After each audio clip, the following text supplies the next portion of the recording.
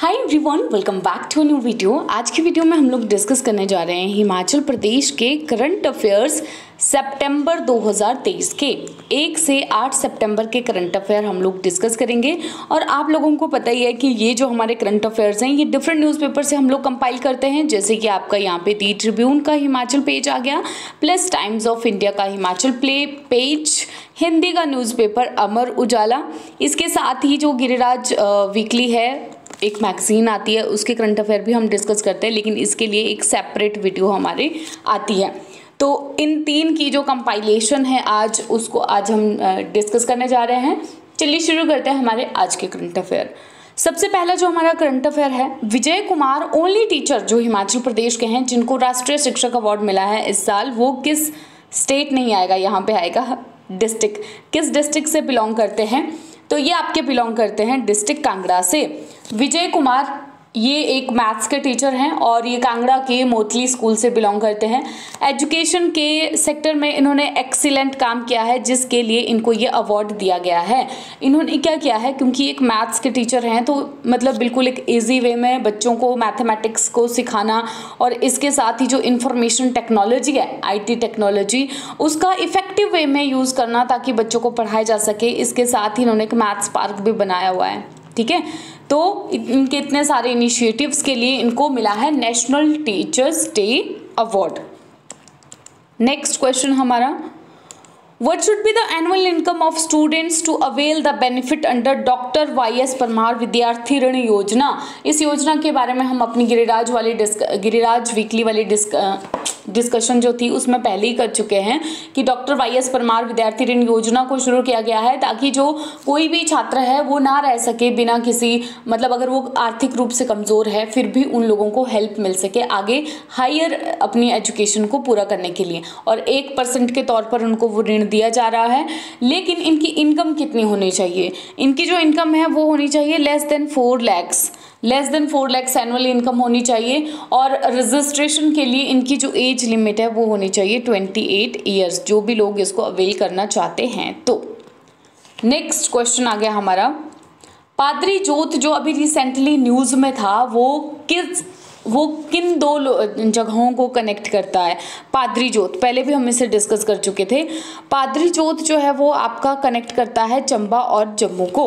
देखिए चंबा में हमने जब पासेस पढ़े थे तो आप लोगों को मैंने बताया था कि यहाँ जैसे इस लोकेशन पर ये पादरी जोत है यहाँ पर, ठीक है।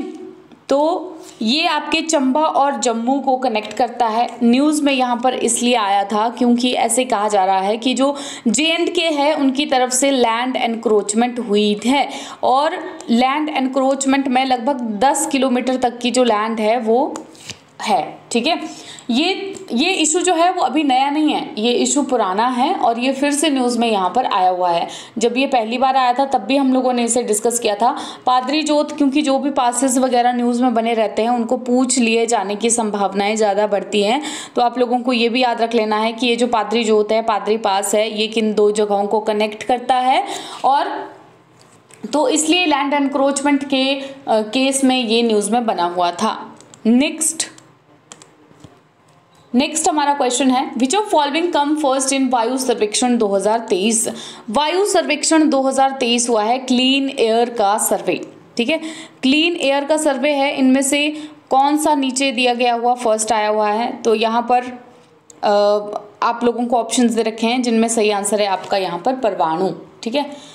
अब देखिए ये जो क्लीन एयर सर्वे है इसको हम थोड़ा सा डिटेल में यहाँ पर डिस्कस करेंगे क्योंकि नेशनल करंट अफेयर में भी एक तरह से आ जाता है आपका, क्योंकि 3 तरह की कैटेगरी बनाई है इसके अंतर्गत वायु सर्वेक्षण 2023 के अंतर्गत, जिससे कि जिन सिटीज़ की पॉपुलेशन 1 मिलियन से ज़्यादा है उन सिटी में जो फर्स्ट रैंक मिली है वो मिली है इंदौर को, ठीक है।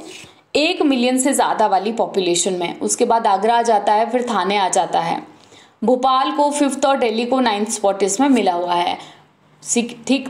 सेकंड आ जाता है, सेकंड कैटेगरी जो आती है जिनमें कि 3 लाख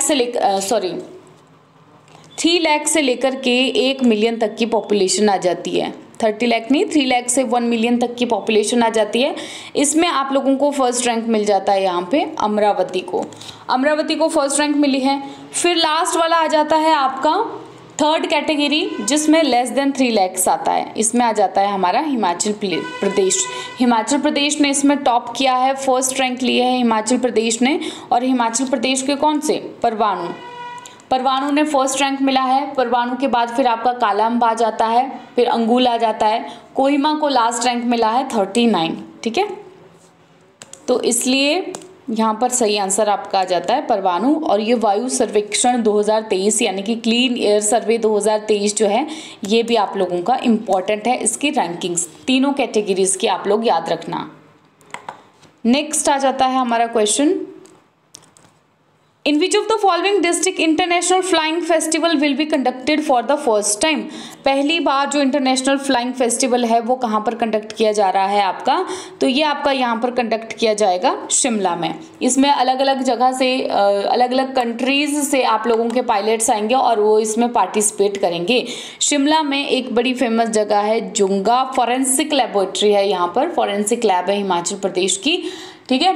तो जुंगा में ये करवाया जाएगा, जैसे अलग अलग कंट्रीज, स्विट्जरलैंड, फ्रांस, जर्मनी, यहाँ से बहुत सारे पायलट्स आएंगे और वो यहाँ पर पार्टिसिपेट करेंगे इंटरनेशनल फ्लाइंग फेस्टिवल।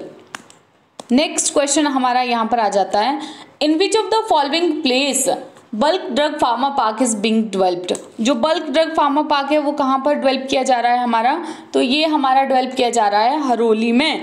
ये न्यूज़ तो बहुत पुरानी है, अब ये न्यूज़ में क्यों बना हुआ था बल्क ड्रग पार्क, आप लोगों को पता ही है कि 3 बल्क ड्रग पार्क जो है वो भारत में बनने थे, जिनमें एक मिला था हिमाचल प्रदेश को, एक एचपी को मिला था, एक आपका गुजरात को मिला था और एक मिला था आपके आंध्र प्रदेश को।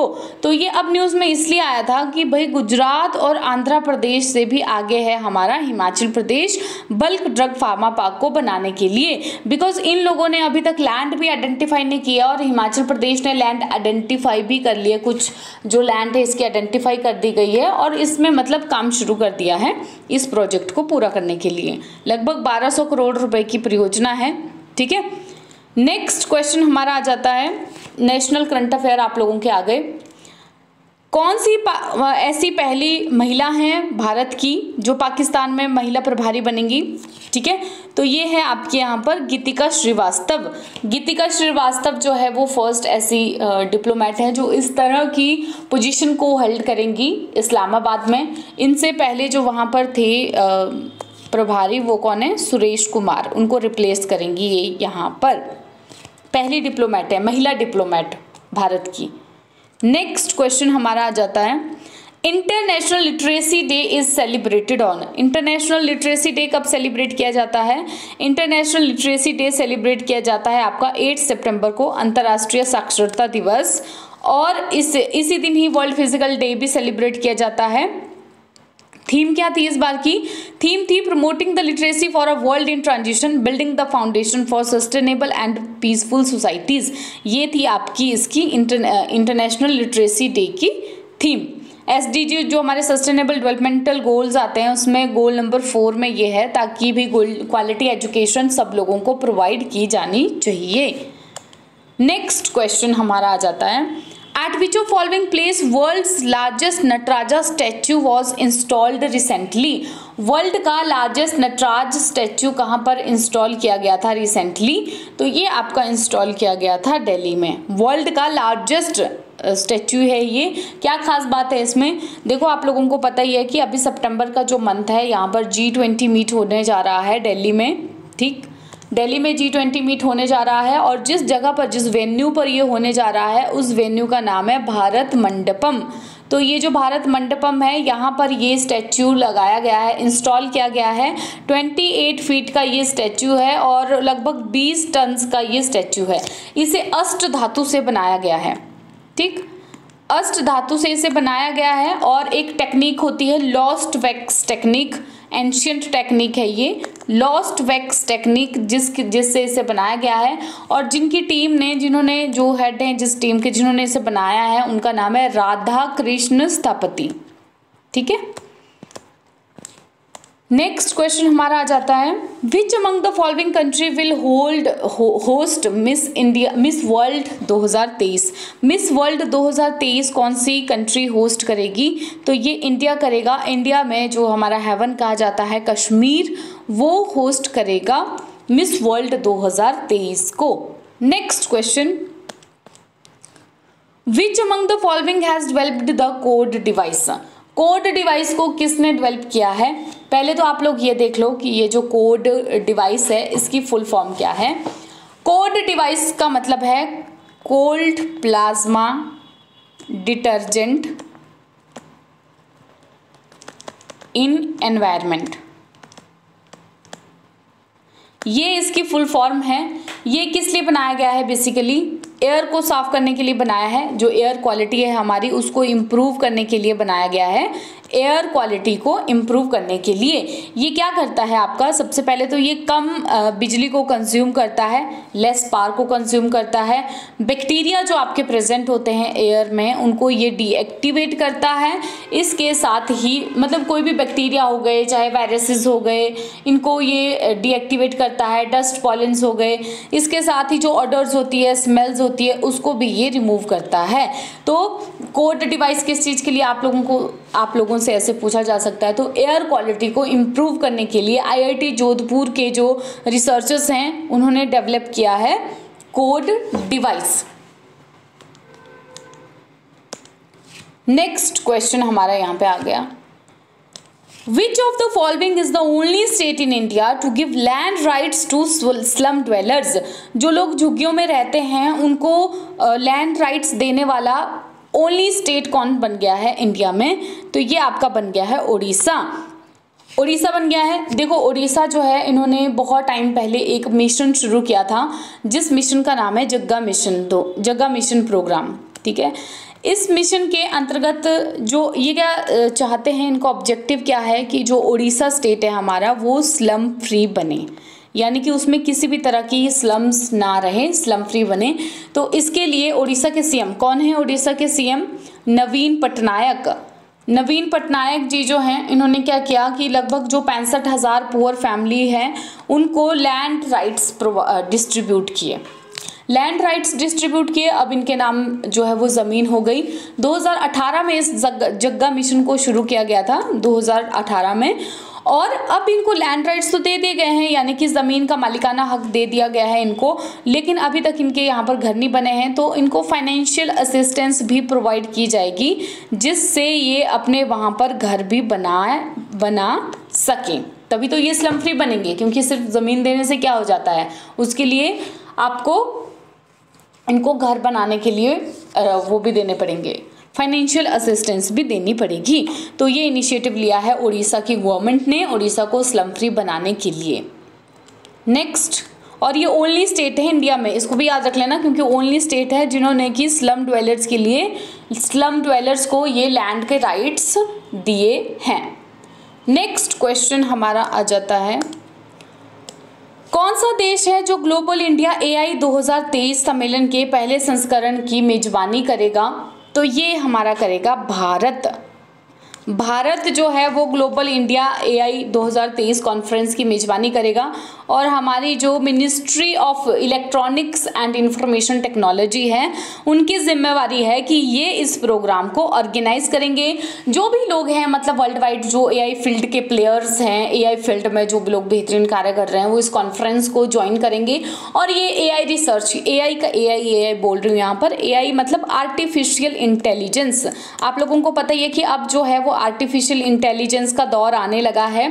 आर्टिफिशियल इंटेलिजेंस के में जो फ्यूचर ट्रेंड्स हैं उनको डिस्कस करेंगे, एआई कंप्यूटिंग सिस्टम को, इन्वेस्टमेंट प्रोस्पेक्टस को, और किस तरह से जो एआई का टैलेंट है उसको इम्प्रूव किया जा सकता है, उन सारी स्ट्रैटेजीज़ को ये लोग यहाँ पर डिस्कस करेंगे। बहुत सारे लोगों को कन्फ्यूज़न होता होगा कि जैसे फॉर एग्जांपल प्रोग्रामिंग बेस्ड और एआई बेस्ड में क्या डिफरेंस रहता है, प्रोग्रामिंग बेस्ड कंप्यूटर प्रोग्राम्स और एआई बेस्ड में।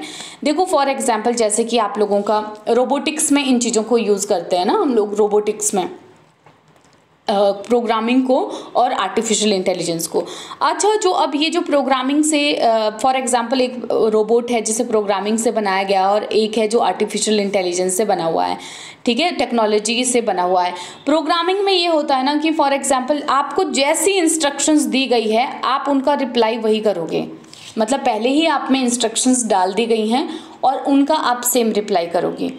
आर्टिफिशियल इंटेलिजेंस बेस्ड जो भी टेक्नोलॉजी होती है उसमें क्या होता है कि ये लोग ऑब्जर्व करते हैं ह्यूमन बिहेवियर को ऑब्जर्व करके मतलब कंक्लूजन निकालते हैं किसी भी चीज़ का, ह्यूमंस की तरह। जैसे कि मैंने शायद एक बार आप लोगों को पहले भी बताया था चैट जीपीटी के बारे में।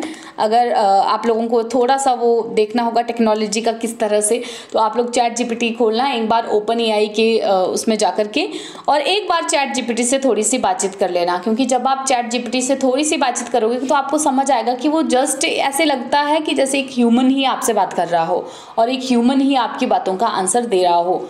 तो इस तरह से आप लोग देख सकते हो नई टेक्नोलॉजी को। अभी ज़माना है आर्टिफिशियल इंटेलिजेंस का, तो इन चीज़ों के ऊपर भी ध्यान देना थोड़ा सा ज़रूरी है खुद को अपडेट करने के लिए। नेक्स्ट आ गया, what is the name of latest worship which was launched in Mumbai recently. Mumbai में नवीनतम युद्धपोत का नाम क्या है जिसे हाल ही में मुंबई में लॉन्च किया गया था? तो यहाँ पर सही आंसर है आपका महेंद्रगिरी। महेंद्रगिरी जो है वो 7th वॉरशिप है जिसे लॉन्च किया गया।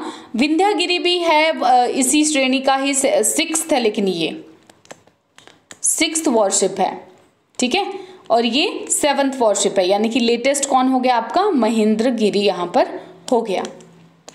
Next question, which of following state recently launched expansion of its flagship program breakfast scheme. तो ये आपका सही आंसर यहाँ पर आ जाएगा तमिलनाडु। तमिलनाडु के जो सीएम हैं वो कौन से हैं? एम.के. स्टालिन है तमिलनाडु के सीएम। और ये जो ब्रेकफास्ट स्कीम है, आप लोगों ने मिड डे मील स्कीम का नाम सुना ही होगा, जिसमें लंच में जो बच्चे हैं उनको खाना प्रोवाइड किया जाता है। लेकिन जो तमिलनाडु की गवर्नमेंट है उन्होंने एक इनिशिएटिव लिया है कि वो बच्चों को ना ही सिर्फ ऐसे लंच ही नहीं बल्कि वो ब्रेकफास्ट भी प्रोवाइड करेंगे, जिसके लिए क्लास 1 से 5th तक के बच्चों को ये ब्रेकफास्ट प्रोवाइड करते हैं। लगभग जो 17 लाख स्टूडेंट्स हैं वो इस स्कीम के अंतर्गत उनको बेनिफिट मिलेगा। 404.01 करोड़ की ये स्कीम है और इसको इन्होंने एक्सपांड किया है, बढ़ा दिया है इसको अभी इन्होंने। ये थे हमारे करंट अफेयर, कुछ एक स्टेट के नेशनल और इंटरनेशनल करंट अफेयर। मुझे पता है कि इसमें जो नेशनल और इंटरनेशनल करंट अफेयर हम लोग सारे नहीं इंक्लूड कर पा रहे हैं, कुछ ही इंक्लूड कर पा रहे हैं बिकॉज टाइम लगता है, मुझे पता है इन चीज़ों के लिए। लेकिन मैं कोशिश करूंगी फिर भी कि और ज़्यादा एमसीक्यूज़ जो हैं वो नेशनल और इंटरनेशनल करंट अफेयर से भी इसमें हम इंक्लूड कर पाएँ।